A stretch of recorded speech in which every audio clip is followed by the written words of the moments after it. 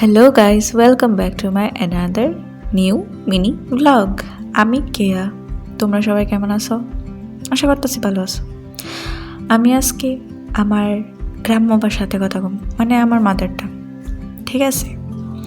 তো first of all এটা আসলো সকালবেলা, মানে যেদিন আমার এক্সাম আসলো এর আগের দিন।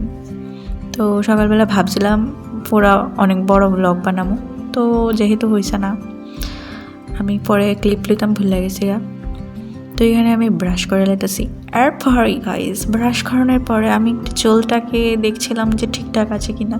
এর মধ্যেই বাচ্চারা চেঁচামেচি শুরু করে দিয়েছিল, ঠিক আছে? তো তারপরে আমি চেঁচামেচি শুই না, কী করবো? তো রান্না করতেছি, কারণ খাইতে তো লাগবো। আর ঘরে বেশি কিছু সবজি আছিল না, তো যা ছিল তাই বানাইছিলাম। ওকে, তো রান্না বান্না করতে করতে তো কি তা করবো, কিছু করার নাই।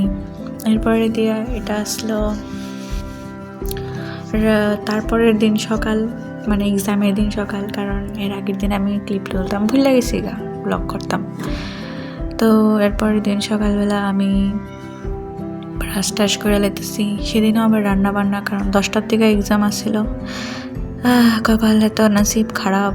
তারপর স্নান টান করে গেলাম কলেজে গিয়ে এক্সাম দিয়া তারপর এটা বাড়ি যাওয়ানোর সময় বাড়ি যাইতেছি এক্সাম শেষ করে। আর সামনে যে দুইটা মায়া দেখতেছ ওইটা আমরা কলেজেরই, বাট আমার স্ট্রিমের না, অন্য স্ট্রিমের। আমি চিনি